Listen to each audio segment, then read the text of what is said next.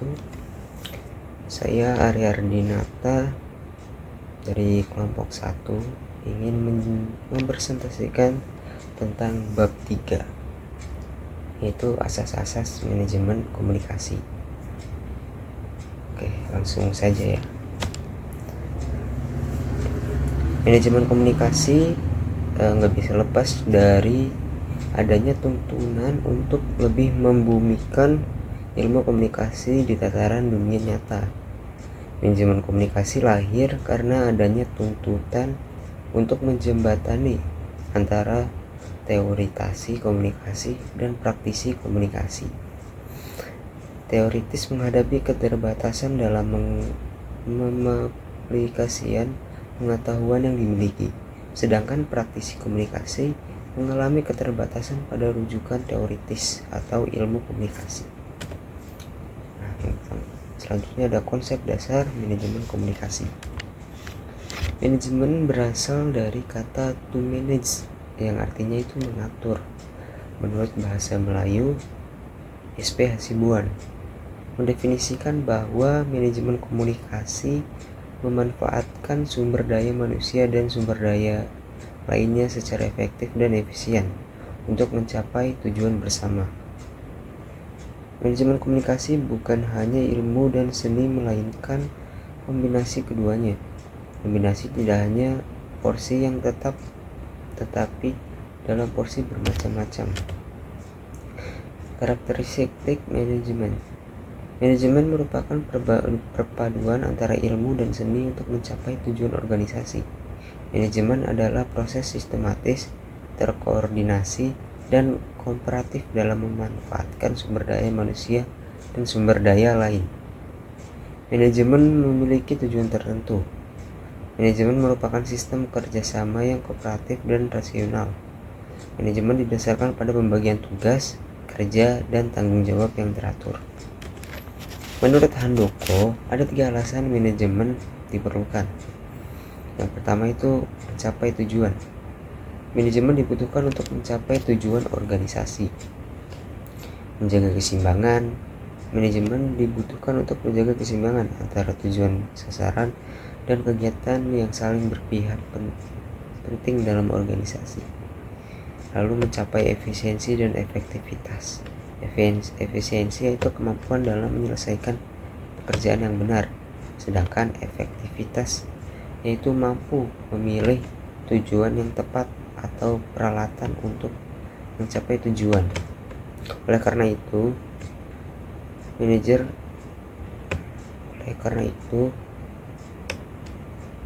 dapat memilih pekerjaan yang harus dilakukan atau metode yang tepat untuk mencapai tujuan. Selanjutnya, esensi, fungsi, dan hubungan unsur-unsur komunikasi. Esensi manajemen. Manajemen merupakan alat untuk mencapai tujuan yang diinginkan oleh lembaga atau organisasi yang bersangkutan. Esensi adalah efektivitas bekerja dan orang lain untuk mencapai berbagai hasil. Dengan manajemen, maka daya guna dan hasil guna unsur-unsur manajemen dapat ditingkatkan. Selanjutnya, fungsi-fungsi manajemen. Yang pertama ada planning atau perencanaan. Dengan melalui perencanaan, maka dapat dipersatukan kesamaan, pandangan, sikap, dan tindakan dalam pelaksanaan di lapangan. Selanjutnya ada organizing atau pengorganisasian. Organizing merupakan proses penyusunan struktur organisasi yang sesuai dengan tujuan penyiaran, sumber daya yang dimiliki, dan lingkungan yang melingkupinya. Selanjutnya ada actualing atau pelaksanaan. Actualing adalah membangkitkan dan mendorong semua personel organisasi agar mencapai tujuan dengan ikhlas serta serasi dengan perencanaan dan usaha perorganisasian dan pihak pimpinan. Lalu ada controlling, pengawasan. Pengawasan adalah proses menetapkan ukuran kinerja dan pengambilan tindakan untuk mendukung tercapainya tujuan sebuah organisasi. Lalu selanjutnya hubungan fungsi manajemen dan unsur komunikasi. Manajemen berperan sebagai penggerak aktivitas komunikasi dalam usaha mencapai tujuan komunikasi. Untuk mencapai tujuan, maka asas-asas manajemen dan kegiatan komunikasi harus dipadukan dengan landasan tujuan yang hendak dicapai. Unsur-unsur komunikasi.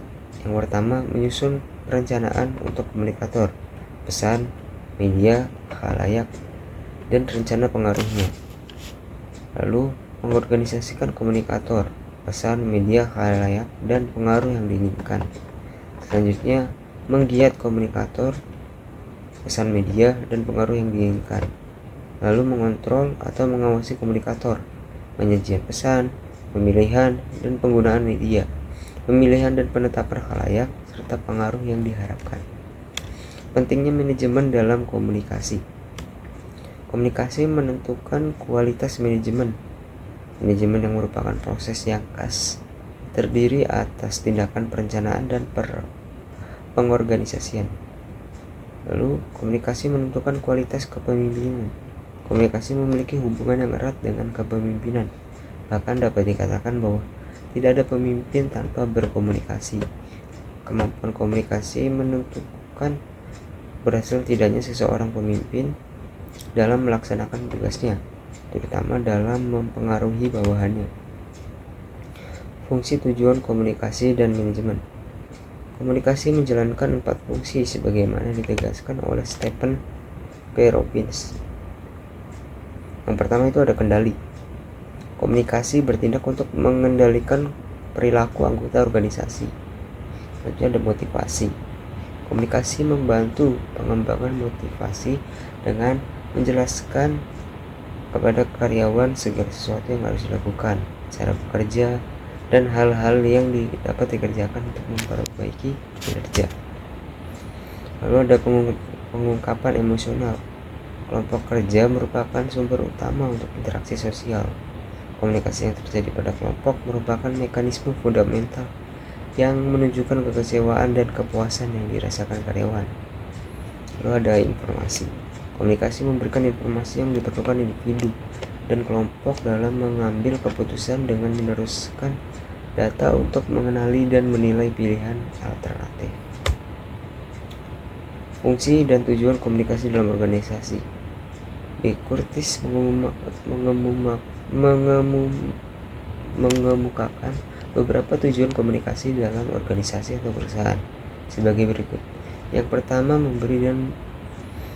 diberi informasi. Karyawan akan cenderung merasa lebih baik jika diberi informasi dan jalan masuk menuju informasi. Selanjutnya, mempengaruhi orang lain. Komunikasi bermanfaat untuk merangsang minat, mengurangi permusuhan, dan menggerakkan karyawan untuk melakukan tugasnya.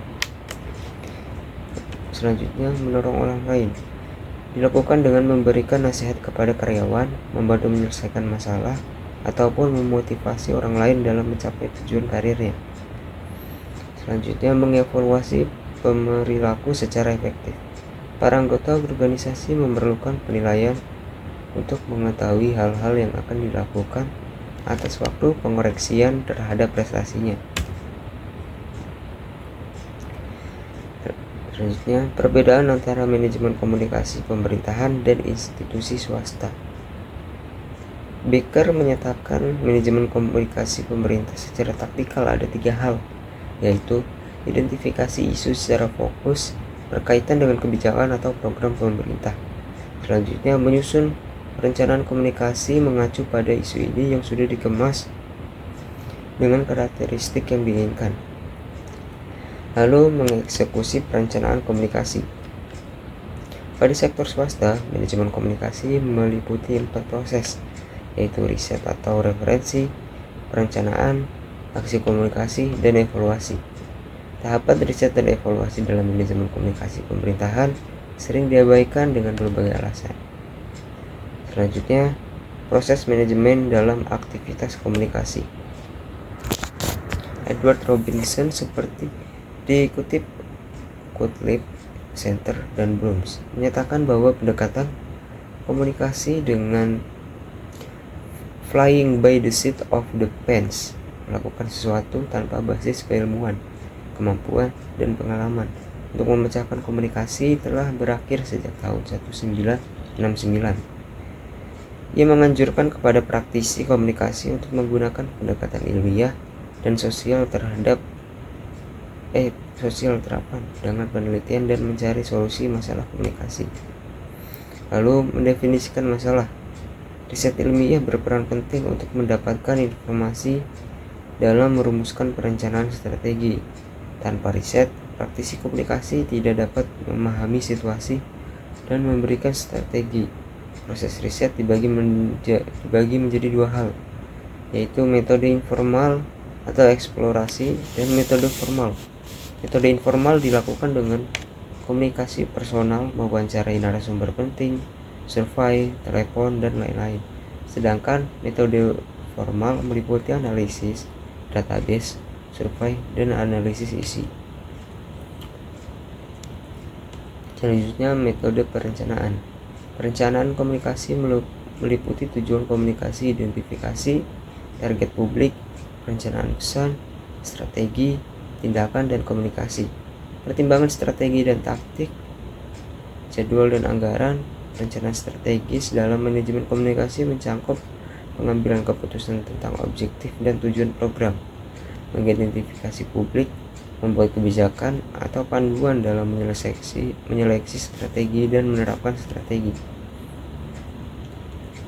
Dalam menentukan target publik, James Groening membagi menjadi 4, yaitu yang pertama latent public, yaitu orang-orang yang peduli dengan situasi yang terjadi pada organisasi. Selanjutnya non-public, orang atau kelompok yang tidak terkena dampak secara langsung. Lalu ada aware public, orang-orang yang peduli terhadap masalah yang terjadi. Yang keempat ada active public. Active public itu orang-orang yang gak hanya peduli dan terpengaruh pada organisasi, tapi juga mengikutinya secara progresif. Selanjutnya aksi dan komunikasi. Ada beberapa hal dalam konsep aksi dan komunikasi, yaitu tindakan nyata, mengambil langkah strategis dan taktis berdasarkan analisis SWOT, yang salah satu pertimbangannya itu target jangka panjang. SWOT sendiri yaitu strengths, weakness, opportunities, lalu ada threats. Nah, selanjutnya komunikasi. Prinsip utamanya yaitu terjadi kesamaan makna dan mampu meminimalisir bias. Selanjutnya, identifikasi faktor yang menjadi halangan atau dukungan. Lalu, evaluasi bentuk aktivitas komunikasi. James Bisline of Bowling mendefinisikan evaluasi dengan membuat perkiraan yang sistematis terhadap program dan hasilnya.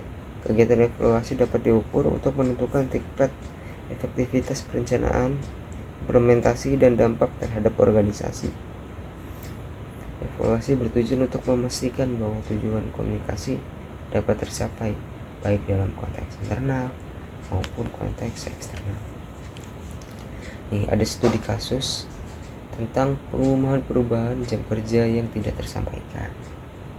Tadi latar belakangnya itu sebuah manajer itu memutuskan untuk mengubah jam kerja karyawan, tapi dimulainya itu di minggu depan. Nah, pengumuman itu cuma disampaikan lewat memo yang ditulis di papan informasi. Nah, jadi banyak karyawan yang nggak tahu informasi tersebut karena mereka jarang memeriksa papan pengumuman itu. Akibatnya banyak karyawan kebingungan pada penerapan jam kerja baru. Analisis masalahnya, perusahaan itu gak memiliki komunikasi yang terstruktur buat nyampein informasi penting pada semua karyawan. Jadi karyawan merasa bingung. Penyelesaiannya, kita identifikasi dulu komunikasi yang tidak efektif karena media penyampaiannya tidak sesuai dengan kebiasaan karyawan. Lalu solusi perencanaan komunikasi menggunakan berbagai saluran komunikasi seperti email, WhatsApp. Lalu kalau perlu diadakan rapat singkat untuk menyampaikan informasi tersebut. Pelaksanaannya mengirimkan pengumuman secara langsung kepada semua karyawan melalui media yang digunakan sehari-hari. Lalu pengawasannya memastikan setiap karyawan menerima dan memahami informasi dengan meminta konfirmasi melalui email atau grup komunikasi.